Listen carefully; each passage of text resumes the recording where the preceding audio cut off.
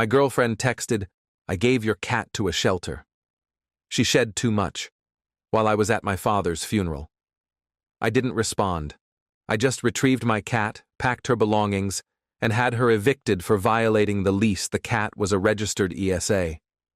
When she came home to find the sheriff, "My name is Marcus, I'm 29, and I'm writing this from my apartment, my actual apartment now, just mine, with my cat Luna purring on my lap like the last 6 days of hell never happened. But they did. And I need to get this out because I still can't believe someone I trusted could be this cruel." I met Jessica 2 years ago at a friend's wedding. She was a bridesmaid, I was a groomsman. We hit it off during the reception. She was charming, funny, seemed genuinely kind.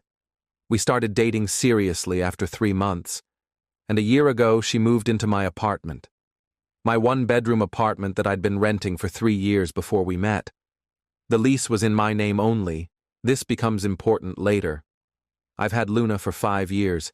She's a long-haired calico, beautiful, affectionate, and yes, she sheds. I adopted her during one of the darkest periods of my life when I was dealing with severe anxiety and depression after losing my job. My therapist recommended an emotional support animal. I went through the proper channels, got Luna registered as an ESA with all the legal documentation, and she genuinely saved my life. I'm not exaggerating. There were nights when the only reason I got out of bed was because she needed to be fed. When Jessica moved in, she knew about Luna.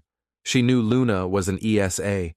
She even seemed to like her at first, posting pictures of them together on Instagram, calling herself Cat Mom in her bio. But about 4 months ago, things started changing. "Do you have to let her on the furniture? She's shedding all over my black pants again. Can't you brush her more often?" I did brush Luna. Daily. Long-haired cats shed. That's just reality. I vacuumed constantly, kept lint rollers everywhere, did everything I could, but Jessica's complaints escalated. "I'm allergic, I think. I've been sneezing more. She's ruining my clothes. It's disgusting how much hair gets everywhere." I suggested she take allergy medication. I offered to keep Luna out of the bedroom if it helped. Jessica said she'd deal with it, but the comments never stopped. They just got more passive-aggressive. 3 weeks ago, my father's health took a serious turn. He'd been fighting cancer for 18 months, and his oncologist called me on a Tuesday afternoon to say I should come home, back to Ohio where I grew up. I live in Colorado now. I booked a flight for the next day, packed a bag, and asked Jessica if she could watch Luna while I was gone. "Of course, babe. Don't worry about anything here. Just be with your family." I kissed her goodbye, kissed Luna's head, and flew out Wednesday morning. My father passed away Friday night with me, my mother, and my 2 sisters at his bedside. He was 61. We'd been close my entire life. He taught me how to fix cars, how to throw a baseball, how to be a decent human being. Losing him broke something in me. The funeral was scheduled for Monday morning. Small service, family, and close friends only. I was one of the pallbearers. My phone was on silent during the service in my pocket because I needed to be present for this. I needed to say goodbye properly. After the burial, after we'd lowered my father into the ground and I'd thrown a handful of dirt on his casket, I checked my phone. It was 1:47 p.m. I had 3 texts from Jessica, sent 2 hours earlier. I took Luna to the county shelter this morning. She was shedding everywhere and I couldn't deal with it anymore. You can pick her up when you get back. They're open until 5. I stood there in my funeral suit, in a cemetery, reading those messages over and over. My mother noticed I'd gone pale and asked if I was okay. I wasn't okay. I was the furthest thing from okay. I called Jessica immediately. She answered on the 3rd ring, casual, like nothing was wrong. "Hey, how was the funeral?" "You gave away my cat." My voice was shaking. "You gave away my registered emotional support animal while I was burying my father." "Oh, don't be dramatic. She's at the shelter. You can get her back. I just needed a break from all the shedding. The apartment was getting gross." Jessica, she's not just a pet. She's a registered ESA. What you did is illegal. Illegal? Marcus, calm down. I did you a favor. That apartment will be so much cleaner now. You'll see. I hung up. My hands were shaking so hard I could barely hold the phone. My sister Emily came over, asked what was wrong. I showed her the texts. She went from concerned to furious in about 3 seconds. What the hell is wrong with her? Today? She did this today? I called the county shelter in Colorado. A tired-sounding woman answered. Hi, my girlfriend dropped off my cat this morning without my permission. She had no legal right to surrender her. The cat is a registered emotional support animal, and I have all the documentation. Can you hold her until I can get back? There was typing on the other end. What's the cat's name? Luna. Long-haired calico, about 5 years old. More typing. Okay, I see her here. Came in at 9:23 a.m., surrendered by a Jessica Winters? That's her. But she doesn't own the cat. I do. I have vet records, ESA documentation, everything proving ownership. Sir, we can't hold animals indefinitely. Our hold period is 72 hours before they become available for adoption. My heart stopped.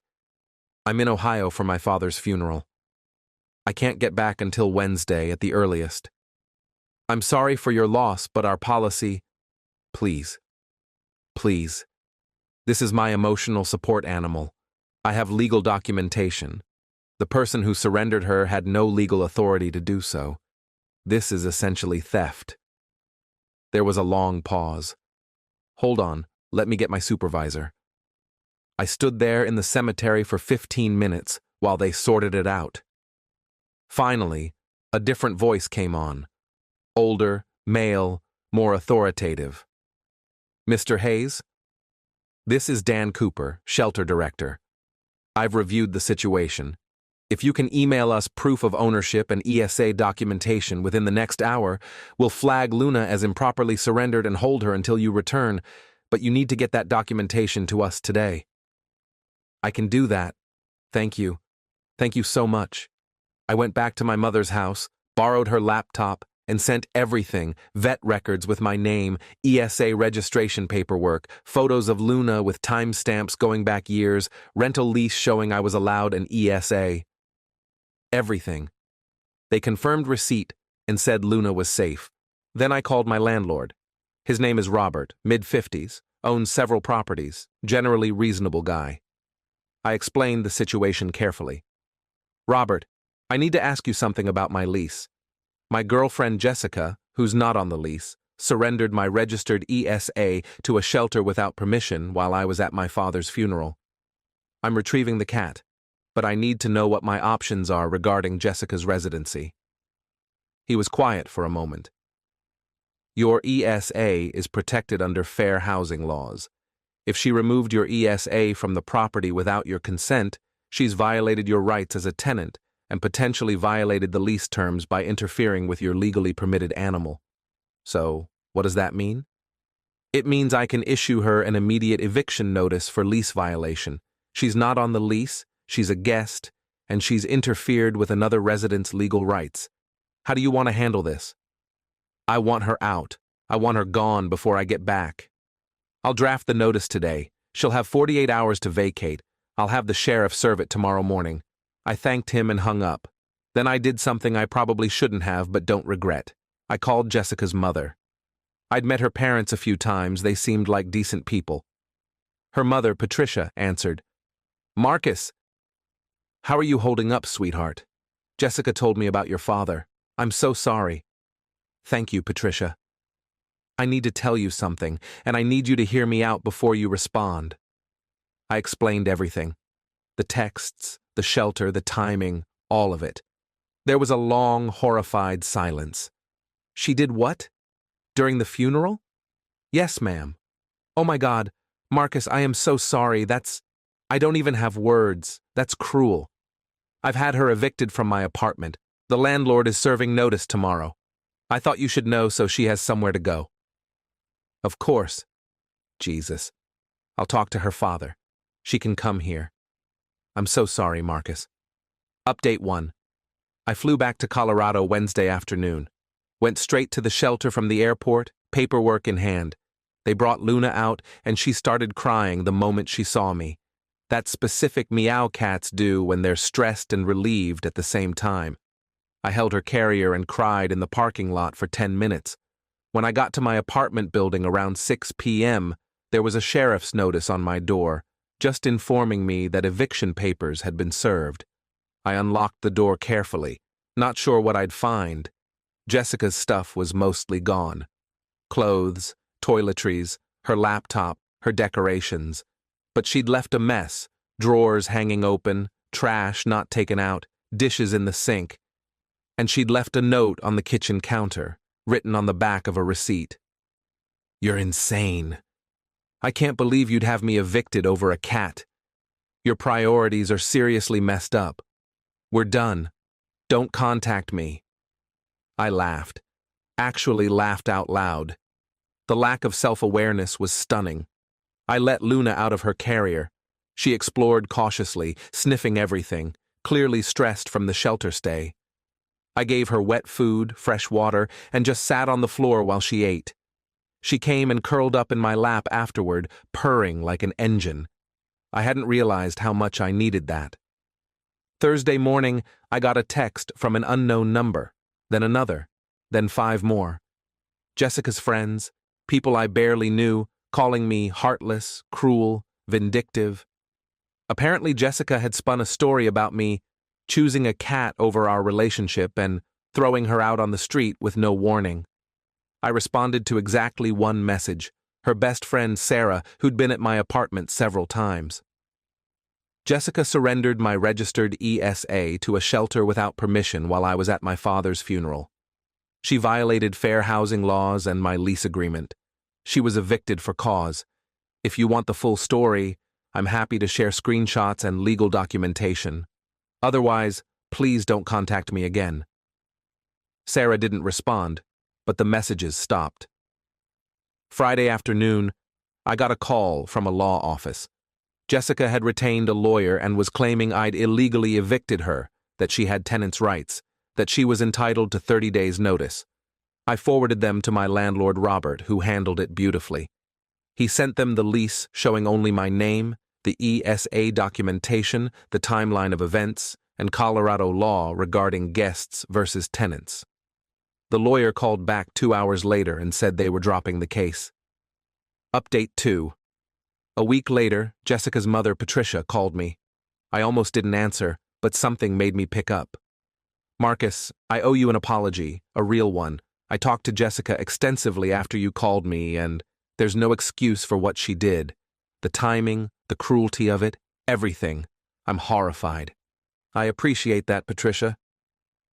There's something else you should know." When she came home, to our house, I asked her to explain her side of the story. She insisted the cat was ruining her quality of life, and that you were obsessed with Luna. She showed me her credit card statements to prove she'd been buying lint rollers and paying for extra cleaning supplies. Okay? "Marcus, she'd spent $3,000 in the last 4 months on online shopping. Clothes, makeup, decorations for your apartment. She was hiding debt and apparently thought if she got rid of Luna, you'd be less stressed and more focused on her financial problems." That hit me like a truck. She never mentioned debt. She wouldn't. She wanted you to solve it without knowing about it. It's manipulative, and I'm ashamed of her. She's moving out of our house next week because I can't look at her the same way. Her father and I are done enabling this behavior. We talked for another 20 minutes. Patricia apologized 3 more times. I told her I didn't blame her or her husband for Jessica's choices.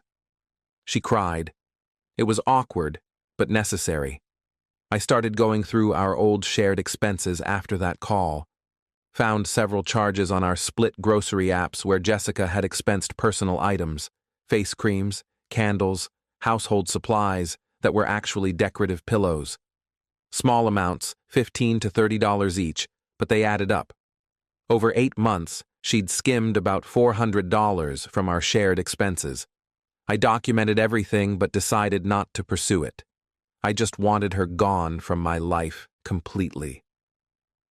Luna, meanwhile, was adjusting back to normal. She'd been clingy for the first few days, following me from room to room, sleeping on my chest at night. But by the second week, she was back to her usual self, sunbathing in the window, playing with her favorite toy mouse, shedding gloriously all over my furniture. I'd never been happier to vacuum. Update 3. About 3 weeks after everything went down, I was at a coffee shop near my apartment working on my laptop.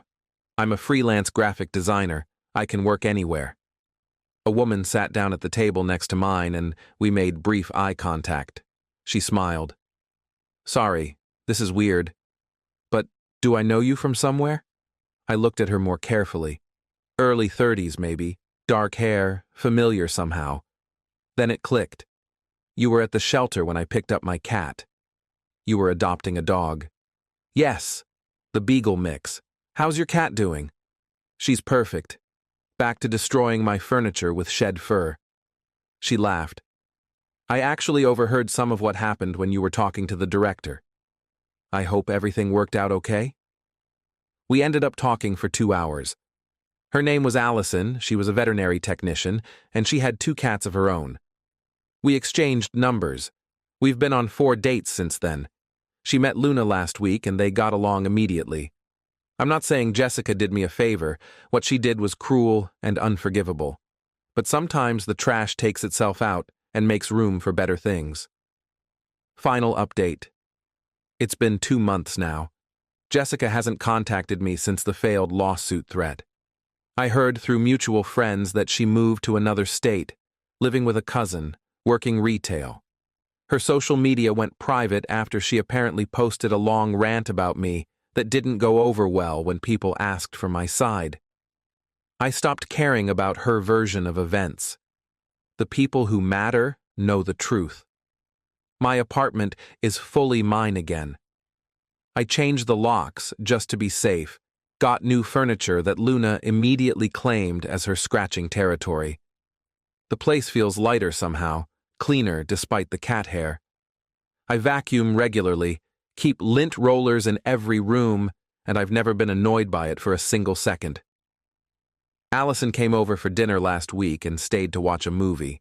Luna spent the entire time sitting between us on the couch, purring, shedding on both of us equally. Allison just laughed and said, "I'm a vet tech." If I was bothered by pet hair, I picked the wrong career. My mother called yesterday to check in. She's doing better, finding her footing after losing Dad. We talked about his memorial, about Luna, about Allison. Before we hung up, she said something that stuck with me. Your father always said you could judge a person's character by how they treat animals and service workers.